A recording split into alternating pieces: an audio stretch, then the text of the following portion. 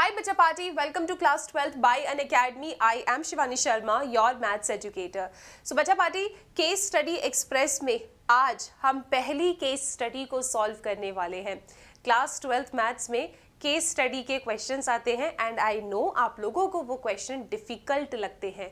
तो चलो इस केस स्टडी एक्सप्रेस में सीखते हैं कि आखिरकार केस स्टडीज़ को टैकल कैसे करना होता है और जल्दी से इस डर को दूर भगाते हैं. तो आज के इस वीडियो में जो क्वेश्चन मैं आप लोगों के लिए लेकर आई हूँ वो क्वेश्चन आपके सामने है. कितना भी बड़ा क्वेश्चन क्यों ना हो, आपको डरना नहीं है. आपको बस अपनी काम की चीज़ें उस क्वेश्चन में से निकालना होता है. जैसे यहाँ पे लिखा है कि Sherlin and Dhanju are playing ludo at home during कोविड-19. While rolling the dice, Sherlin's sister Raji observed and noted the possible outcomes of the throw every time belongs to this set. A be the set of players and B be the set of all possible outcomes. तो मुझे ये समझ में आ रहा है कि मेरे पास दो सेट है, एक सेट A है, एक सेट B है. पहला क्वेश्चन मुझसे पूछा गया है, answer the following question using the above information. Let R such that B tends to B B defined by. हमने इस बी सेट पे एक रिलेशन डिफाइन किया है. कैसा कि इस रिलेशन के अंदर वो ऑर्डर्ड पेयर्स आएंगे जहाँ पे second element is divisible by the first element. मतलब y is divisible by x. आपको बताना है क्या ये रिफ्लेक्सिव सिमेट्रिक ट्रांजिटिव है या नहीं. तो बेटा रिफ्लेक्सिव के केस में हम क्या करते हैं कि ऑर्डर्ड पेयर्स जो हैं आपके, जो डबलेट होते हैं, वो आपके रिलेशन में बिलोंग करना चाहिए. तो आप खुद सोचो, अगर मैंने x, ले लिया तो क्या कोई एलिमेंट खुद से डिविजिबल होता है? Yes, every element is divisible by itself. तो डेफिनेटली मेरे पास यहाँ पे x ऑर्डर्ड पेयर ज़रूर आएगा जहाँ पे मैंने x आर्बिटरी लिया है. I will be getting the doublets. Reflexive तो ये है. अब आप खुद सोचो, क्या ये सिमेट्रिक होगा? सिमेट्रिक में क्या करते हो आप xy को r में लेके जाते हो. अगर xy को r में लेके जा रहे हो तो आप चाहते हो कि yx भी r में आए. अब आप ये देखो, अगर xy r में है तो क्यों है r में? क्योंकि y is divisible by x है. अगर मैं yx को r में चाहती हूँ तो मैं क्या चाहूँगी कि x डिविजिबल बाय y हो. But is it possible? जब x, y है, y डिविजिबल बाय x है, तो क्या x डिविजिबल बाय y होगा? ज़रूरी नहीं है. तो यहाँ पे ये सिमेट्रिक नहीं होगा. क्या ये ट्रांजिटिव है? यस. आप यहाँ पे ट्रांजिटिविटी के लिए क्या करते हो? दो पेयर लेके चलते हो. एक आप xy लेके चलोगे, एक आप yz लेके चलोगे और आप चाहते हो कि x, z आ जाए तो वो बिल्कुल आएगा. आप एग्जाम्पल्स ले सकते हो. xy है तो y is divisible by x, yz है तो z is divisible by y. तो y हट के क्या x, z r में आएगा? Yes, z will be divisible by x. आप यहाँ पे इनके ऑप्शंस लेके बना के देख सकते हो. तो definitely this is reflexive and transitive but not symmetric. ये रिलेशन आपका सिमेट्रिक नहीं होगा. The answer is option A here. ठीक है, ओके. नेक्स्ट क्वेश्चन देखते हैं. अब ज़रूरी नहीं है कि आपको ऑप्शन दे, हो सकता है कोई ऑप्शन ना दे. यहाँ पे मैंने आपके लिए ऑप्शंस लेकर आया है. अब इसमें पूछा गया है, Raji wants to know the number of functions from A to B. How many number of functions are possible?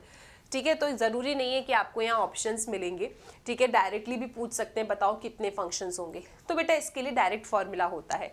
ये मैं आप लोगों के लिए यहाँ पे लिख कर लाई हूँ और मेरे नोट्स में आपको सब कुछ मिल जाएगा. अगर A सेट में n एलिमेंट है, B सेट में अगर m एलिमेंट है तो कितने फंक्शंस होते हैं? A टू B में कितने फंक्शन होंगे? m to the power n. तो यहाँ पे इनने बोला है कि Raji wants to know the number of function from A to B. A to B कितने फंक्शंस होंगे? सो B सेट में कितने एलिमेंट है? बेस में लिखिए. A सेट में कितने एलिमेंट है? पावर में लिख दीजिए. तो 6 की पावर 2 यानी कि ऑप्शन ए आपका सही आंसर आ जाएगा. So this is the formula. According to this formula हमने इसको डिकोड किया. आगे चलिए. अब यहाँ पे आपसे पूछा जा रहा है कि बताओ ये रिलेशन R कैसा होगा. तो बेटा देखो, रिलेशन किस पे डिफाइन है? बी पे डिफाइन है. क्या ये रिफ्लेक्सिव है? ये बिल्कुल रिफ्लेक्सिव नहीं है क्योंकि मेरे पास 5 दिख रहा है, 2 दिख रहा है, लेकिन 1 3 4 6 तो नहीं है. So it's not reflexive. सारे डबलेट नहीं है. क्या ये सिमेट्रिक है? 1 2 का उल्टा 2 1 नहीं दिख रहा, नहीं भाई, ना तो ये रिफ्लेक्सिव है ना ही ये सिमेट्रिक है। क्या ये ट्रांजिटिव है? Let's check. 1 3 है, 3 4 है, 3 3 उड़ा दो, क्या 1 4 दिख रहा है आपको? नहीं दिख रहा भाई, ये तो ट्रांजिटिव भी नहीं है, तो आंसर क्या आएगा? नन ऑफ दीज आएगा, कुछ भी नहीं है ये तो, ठीक है। नेक्स्ट क्वेश्चन को देखते हैं। यहाँ पे पूछा जा रहा है, Rajeev wants to know the number of relations possible from A to B.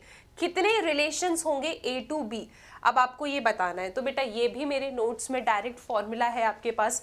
अगर ए सेट में m एलिमेंट है, बी सेट में n एलिमेंट है, सो ए टू बी में कितने रिलेशंस होते हैं? 2 की पावर mn रिलेशंस होते हैं। सो यहाँ पे ए टू बी में कितने रिलेशंस बनेंगे? 2 की पावर mn, इसके अंदर 2 एलिमेंट, इसके अंदर 6, तो 2 की पावर 12, यानी option D is your answer.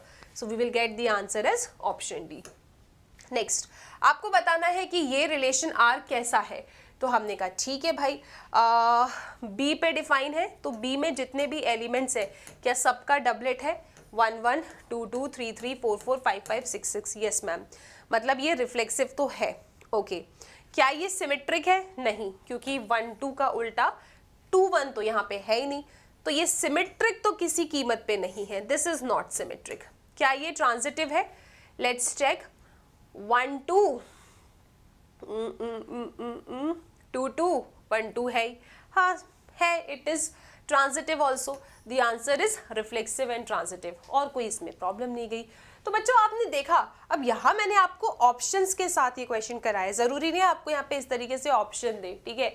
आपको क्या करना है ना, केस स्टडी में वो कोई भी कहानी तुम्हें दे दे, लेकिन मैथ्स में जो तुमने कंसेप्ट पढ़ा है ना, उसी पे based they will ask the question. तो आज हमने शुरुआत की थी, we have taken a easy case study. अभी धीरे धीरे आपके सामने वीडियोस आएंगे, हम आप लोगों के लिए बहुत सारी केस स्टडीज लेकर आएंगे, यानी बोर्ड एग्जाम्स तक तुम्हारे पास एक अच्छा खासा कलेक्शन हो जाएगा, एंड यू विल अंडरस्टैंड कि भाई मेरे को कंसेप्ट पढ़ना है, बाकी कैसी भी स्टोरी आ जाए मैं क्वेश्चन बना लूँगा। Thank you so much.